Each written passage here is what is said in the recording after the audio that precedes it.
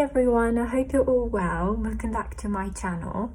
So I've had a few questions from some of my Instagram followers about my the way I keep my fabric, the fabric that I'm not using when I'm focusing on one part of the project, what I do with it.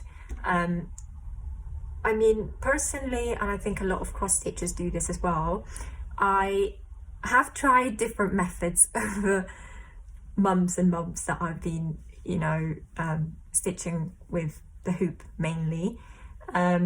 So I have actually bought a grime guard in the past. However, I don't know why, I always found it a bit weird to use the grime guard. Kind of felt it was a bit too chunky, having to fit all my fabric inside of it. I just thought it was a bit too I mean, it does keep your fabric clean, but personally I just felt it wasn't like the method for me.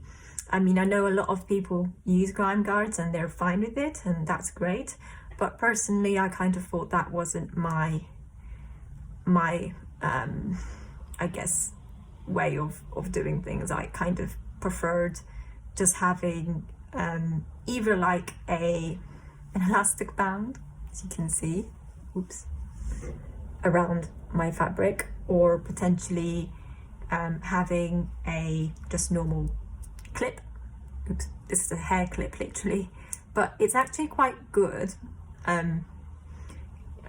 to use, and it doesn't stain or anything. So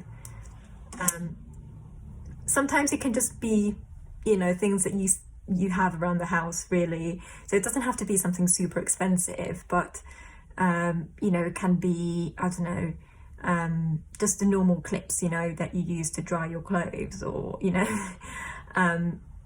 although, yeah, I personally wanted to try something else. So I had heard really good feedback about magnets.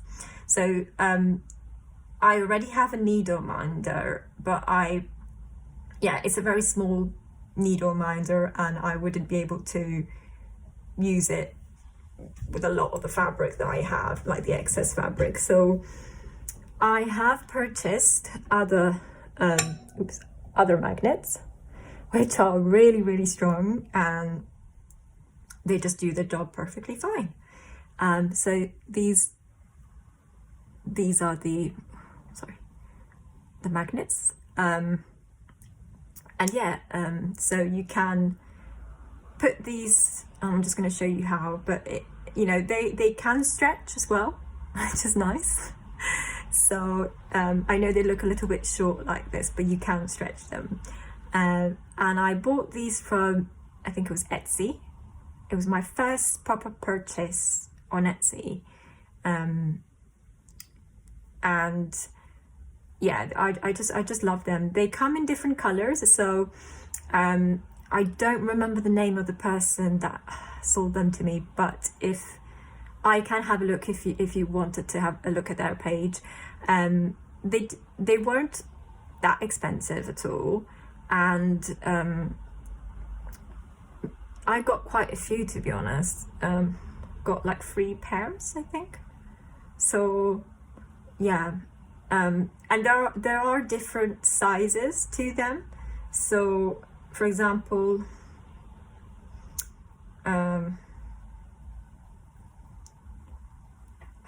actually no, sorry, actually I was given more than 3 pairs. It's 4 pairs of magnets, and there's different sizes.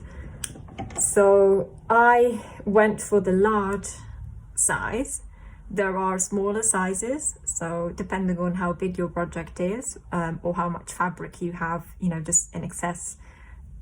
So yeah, but I'm just going to show you how I do it. So I think there's no proper way of doing this. I mean, I guess it's just comes with practice, really, I guess. So the first thing I do is I just take all the fabric out like that, and then I try as best as I can to, to wrap this wrap this,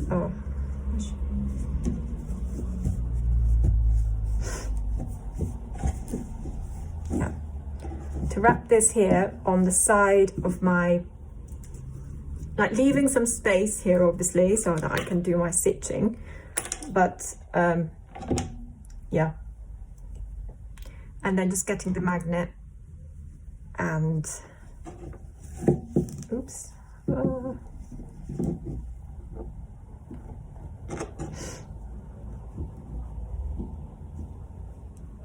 yeah, getting the magnet, and you can see that's in place. Doing the same thing over here, so the angles are always quite tricky to do, but you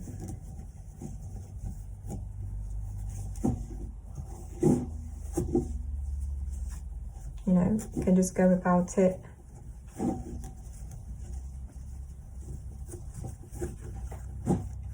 like that. You can just put another magnet in here.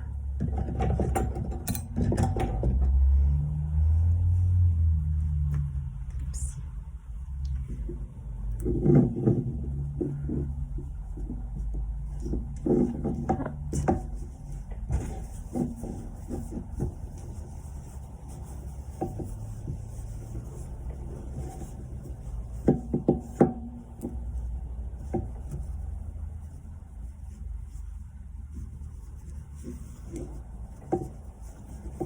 Just having to find it, like, or make it easier. Okay.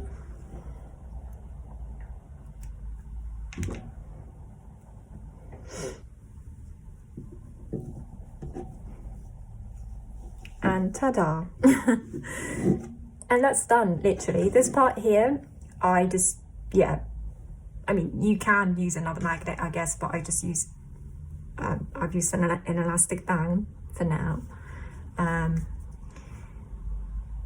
And yeah, so, and that is it really. So, and I think this method really helps to keep the fabric rolled up, and kind of, I would think it also prevents fraying to some extent.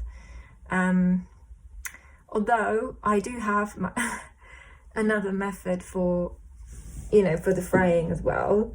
And this is a really common method. A lot of people use this. I haven't much used this on here because there's not much fraying compared to my other projects. And this is mainly due to the fact that I've been using magnets on this project and not on the other ones. But yeah, so what I use is just a common sellotape,